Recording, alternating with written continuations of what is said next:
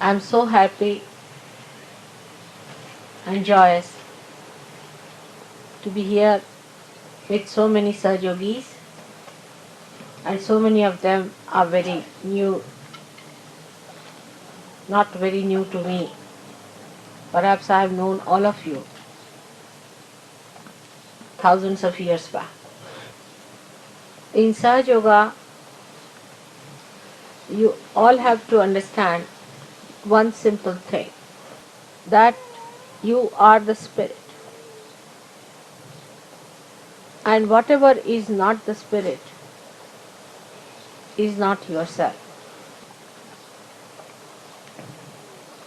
We can compare spirit with the sun. The sun can be covered with the clouds. There could be superimpositions on the sun, but sun remains as it is at this point. You cannot enlighten the sun. It is illumined by itself. Now when the clouds are removed, the superimpositions are removed, the sun shines through the atmosphere. So our spirit is also is superimposed by ignorance. As long as there is superimposition, you can't see the spirit. And even when few clouds disappear, the superimposition exists. One has to have a clear sky to see the light of the spirit shining through. There are many ways by which we can try to remove the clouds. The first and the foremost thing is the assumption, the faith that you are the spirit, and that the rest is superimposition. You have to assume that within yourself. After realization, it should become very easy that you are something much more, something very different from what you have known so far. So now the new situation arises, that you do not have a blind faith, but you have a faith that has come out of an experience. So your intellect should not fight it. It should not try to challenge it. If it challenges and if you yield to your intellect, you will again go down.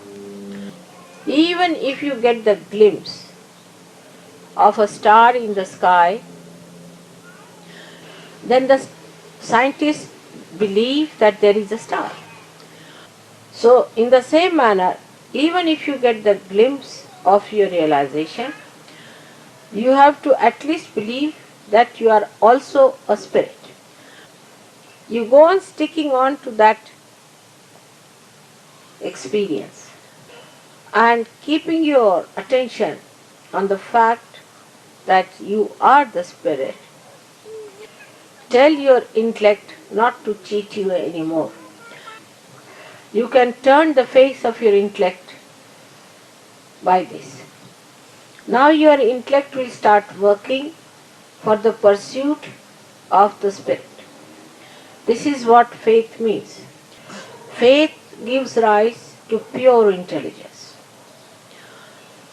Now, when you are seeing clouds removed to a great extent, still there are clouds.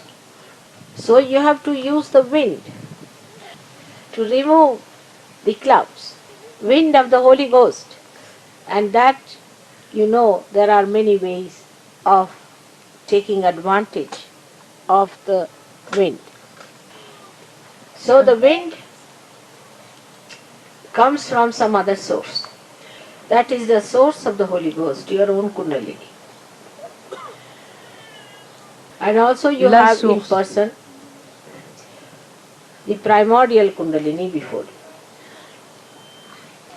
Compared to many other seekers who came before you, I must say you are very fortunate. Because worshipping any vigraha, even a statue of self-created vibrations from the Mother Earth, people had big problems. They had to first of all do a meditation which was called as Savikalpa Samadhi.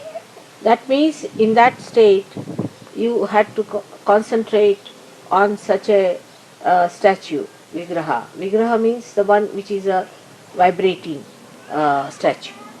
And then go on looking at that statue and trying to raise your Kundalini.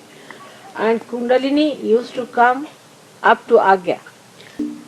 But the jumping beyond the Sahasrara was an impossible task. Because one had to go from form to formless. And it was so difficult to get out of form to formless. And even to concentrate on abstract or formless was another impossible task, as the Muslim did or many other people tried to do. Under these circumstances,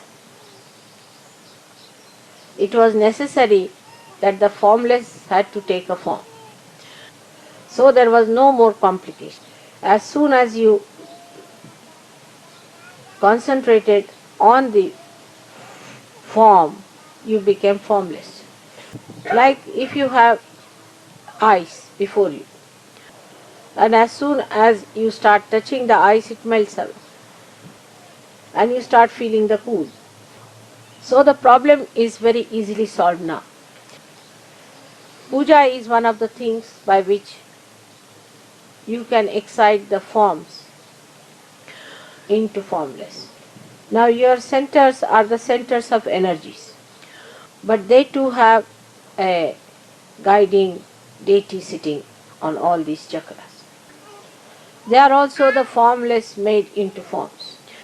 And when you do the puja, the forms melt into formless energy.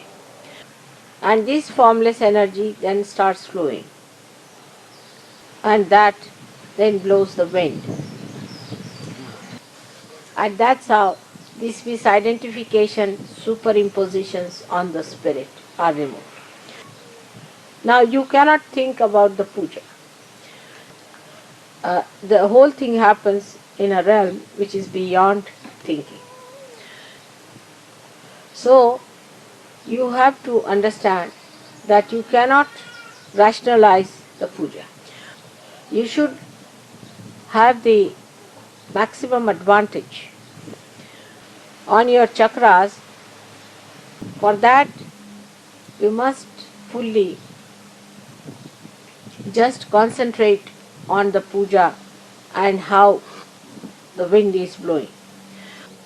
And the wind will see to it that they drive out all the clouds.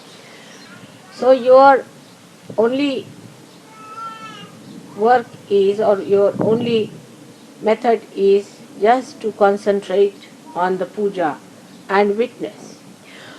You are a seer. Seer has double meaning. The one who sees only, just sees and is only knowledge, is a seer, without any thought, without any reaction. Just sees and absorbs, automatically, spontaneously, is the seer. And so, that is the best way to perform a puja. For me, sometimes it burdens up, because there should be some parity between you and the deities. Some balance must be there. Here you are saying all the mantras and the deities are awakened, and there you are who do not want to receive anything within your heart. So I am the one who has to store up all the extra energy that is produced in the body. So it would be better if you all keep your hearts open and watch the puja without thinking about it. Today we'll reverse the method of puja. First we'll do the Havana and then the puja will be better. Because by that we'll evoke the fire element which burns away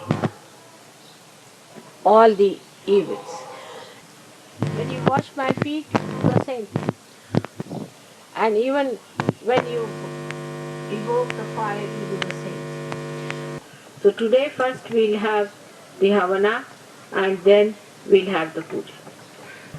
Both are just the same. You can worship me with water or with fire.